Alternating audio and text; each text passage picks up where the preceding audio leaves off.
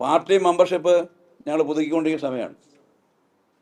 തെരഞ്ഞെടുപ്പ് വന്ന കാരണം അതിൻ്റെ പൂർത്തീകരണം ബ്രാഞ്ചിൽ നമ്മൾ പൂർത്തീകരിച്ച് ഇനി അടുത്ത ഘട്ടത്തിലേക്കുള്ളത് ഇങ്ങനെ പെൻഡിങ്ങിൽ വയ്ക്കുകയാണ്. അദ്ദേഹം തന്നെ പറഞ്ഞു, എനിക്ക് ജില്ലാ കമ്മിറ്റിയുടെ കീഴിലുള്ള ഒരു ബ്രാഞ്ചിൽ പ്രവർത്തിച്ചാൽ മതി, എന്നെ ഘടകത്തിൽ ഉൾപ്പെടുത്തിയാൽ മതി എന്ന് പറഞ്ഞു. അദ്ദേഹത്തെ പങ്കെടുപ്പിച്ച് പിന്നെ ഒരു ഘടകം കൊടുക്കുന്നതിന് വേണ്ടിയിട്ടാണ് അതുവരെ ആലപ്പുഴ ജില്ലയുടെ കമ്മിറ്റിയുടെ കീഴിൽ ഇല്ലാത്ത ഒരു ഘടകം അഭിഭാഷകരെല്ലാം കൂടെ ചേർത്തൊരു ഘടകം ഇവിടെ ഉണ്ടാക്കി ആ ഘടകത്തിനകത്ത് സഖാവ് ജി സുധാകരനെ ഉൾപ്പെടുത്തി പ്രവർത്തിച്ചു വരുന്നു. അതിൻ്റെ സ്ക്രൂട്ടണി യോഗം കഴിഞ്ഞ ദിവസം നടത്തിയായിരുന്നു. ആ സ്ക്രൂട്ടണി യോഗത്തിൽ ആ സഖാവ് സുഖമില്ല, പങ്കെടുക്കില്ല എന്ന് പറഞ്ഞു. പങ്കെടുക്കില്ല എന്ന് പറഞ്ഞ് അവരാണെങ്കിലും ആ ബ്രാഞ്ച് യോഗം കൂടിയിട്ട് അദ്ദേഹത്തിൻ്റെ നിന്ന് ലവിയും വരിസംഖ്യയും മേടിച്ചത് പുതുക്കാനും തീരുമാനിച്ചു. പിന്നെ അതിനകത്ത് ഒരു അവിടുത്തെ അതിൻ്റെ ബ്രാഞ്ച് സെക്രട്ടറി ഉണ്ടെന്ന് വെച്ചാൽ ഫാറം വീട്ടിൽ കൊടുത്തു, പൂരിപ്പിച്ച് തരണമല്ലോ, അതും തരണം, ലവിയും തരണം. അപ്പോൾ അവരോട് പറഞ്ഞു, ശരി ഞാൻ DC കൊടുത്തോളാം എന്ന് പറഞ്ഞു. ഇതാണ് സംഭവം. അതിനുശേഷം പിന്നെ ഞാൻ ചാനലിലൂടെയാണ് കാണുന്നത്. ചാനലിൻ്റെ വാർത്ത വരുമ്പോഴാണ് അദ്ദേഹം ഇങ്ങനെ പുതുക്കുന്നില്ല വിവരം നമ്മളറിയുന്നത്. എങ്ങനെയാണ് വിവരം അറിഞ്ഞാൽ നമുക്കറിയില്ല. യഥാർത്ഥത്തിൽ അതിന് ഫൈനലൈസ് ചെയ്യുന്നത് DC ആണല്ലോ. ജില്ലാ കമ്മിറ്റിയാണ് മെമ്പർഷിപ്പ് ഫൈനലൈസ് ചെയ്യുന്നത്, സ്ക്രൂട്ടണി. ആ ഫൈനലൈസ് ചെയ്യുന്ന ഘടകത്തിൽ ഞങ്ങൾ കടന്നിട്ടേ ഇല്ല. അപ്പോൾ അദ്ദേഹത്തിൻ്റെ മെമ്പർഷിപ്പ് പുതുക്കിയാണ് ബ്രാഞ്ച് ഞങ്ങളെ അറിയിച്ചിരിക്കുന്നത്. പക്ഷേ അംഗീകരിക്കണമെങ്കിൽ ലവിയും വരിസംഖ്യ അടയ്ക്കണം, ഫാറവും പൂരിപ്പിച്ചായിരുന്നു. അത് തന്നില്ല എന്നുള്ളതാണ്. അത് കഴിഞ്ഞാണ് അദ്ദേഹം ഇത് ഒഴിവാകുന്നു എന്നൊരു വിധത്തിലേക്ക് പറഞ്ഞു. അദ്ദേഹത്തെ ഒഴിവാക്കാൻ വേണ്ടി ഞങ്ങൾക്കൊരു പരിപാടിയില്ല. അദ്ദേഹത്തിന് പാർട്ടിയിൽ ഇപ്പോഴും പുതുക്കിയല്ലോ, ബ്രാഞ്ചിൽ പുതുക്കി മെമ്പർഷിപ്പ്. അദ്ദേഹം ഫാറവും തരാത്ത കൊണ്ടാണ് അദ്ദേഹം മെമ്പർഷിപ്പ് ഒഴിവായത്. അപ്പം ഒരു രൂപത്തിലുമുള്ള ഒരു അവഗണനയും അദ്ദേഹത്തോടും കാണിച്ചിട്ടില്ല. പക്ഷേ അദ്ദേഹം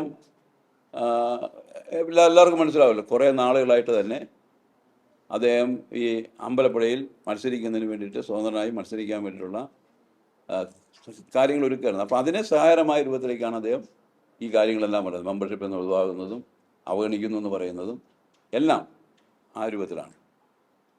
സുധാകരൻ സാഹിബിനെ പോലൊരു സഖാവിൽ നിന്ന് ഞങ്ങൾ ഒരിക്കലും പ്രതീക്ഷിച്ചാൽ അദ്ദേഹത്തിൻ്റെ അടുത്ത് ഞങ്ങളെല്ലാവരും കൂടെ ഇന്നലെയും പോയി പറഞ്ഞു, അദ്ദേഹം ഇങ്ങനൊരു നിലപാട് സ്വീകരിക്കാൻ പാടില്ല. കാരണം വേറൊരു സാധാരണ പാർട്ടി നേതാവ് പാർട്ടിക്കാരനല്ലല്ലോ. ആലപ്പുഴ ജില്ലയെ സംബന്ധിച്ച് ഏറ്റവും പ്രധാനപ്പെട്ട ഒരു നേതാവ് തന്നെയാണ്. അങ്ങനെയുള്ള നേതാവ് മാർക്സിസം ലെനിനിസത്തെക്കുറിച്ച് ശരിയായ രൂപത്തിൽ മനസ്സിലാക്കിയിട്ടുള്ള സാർ, കൃത്യമായി അതിൻ്റെ തത്വശാസ്ത്രത്തെക്കുറിച്ചൊക്കെ വളരെ ശരിയായ രൂപത്തിൽ മനസ്സിലാക്കുകയും അതിനെ ശരിയായ രൂപത്തിൽ വ്യാഖ്യാനിക്കുകയും അതിനെ ശരിയായ രൂപത്തിൽ കാലഘട്ടത്തിനനുസരിച്ച് സഹാക്കളെ പഠിപ്പിച്ചുകൊണ്ടിരുന്നൊരു സഖാവാണ് അല്ലേ. അങ്ങനെ ഒരു കമ്മ്യൂണിസ്റ്റുകാരന് ഇങ്ങനെ ഒരു അപജയം യഥാർത്ഥം ഉണ്ടാകുക എന്ന് പറഞ്ഞാൽ അതാണ് ഗൗരവമുള്ള പ്രശ്നം.